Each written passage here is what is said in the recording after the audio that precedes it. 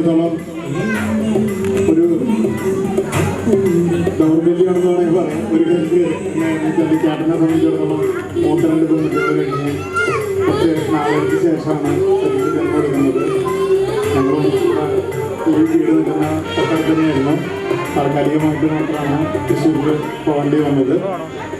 എന്തായാലും കല്യാണം വളരെ നല്ല രീതിയിൽ ഇവിടെ വെച്ചിട്ട് നടക്കാനായിട്ട്, അതായത് തലേദിവസം നമ്മുടെ കാലാവസ്ഥ പ്രതികൂലമായപ്പോൾ സംശയിച്ച് നമുക്ക് പള്ളി ഹാളിലേക്ക് എങ്ങനെ മാറ്റേണ്ടി വരുമെന്ന് ദൈവാനുഗ്രഹത്താൽ അത് നമുക്ക് വീട്ടിൽ ഇത്ര മനോഹരമായിട്ടുള്ളൊരു രീതിയിൽ നടക്കാനായിട്ട് സാധിച്ചു. അതിന് ദൈവത്തോട് പ്രത്യേകം നന്ദി പറയുന്നു. പിന്നെ വിവാഹത്തിൻ്റെ പഴയകാല ചിരകാല സ്മരണകളെ ഓർമ്മിച്ചുകൊണ്ട് ഇന്ന് ഇപ്പോൾ നമ്മൾ ചന്ദൻ ചാർത്തൽ അന്ന് നടന്നിരുന്ന ഒരു വളരെ നല്ല രീതിയിൽ നടന്നിരുന്ന ഒരു ചടങ്ങായിരുന്നു ചന്ദൻ ചാർത്തൽ.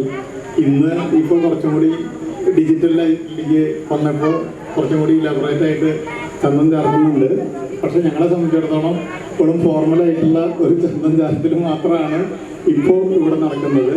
തുടർന്ന് ആഘോഷമായിട്ടുള്ള ചന്ദൻ ചാർത്തലും ഉണ്ടായിരിക്കുന്നതാണെന്നാണ് പറഞ്ഞിട്ടുള്ളത്. അപ്പോൾ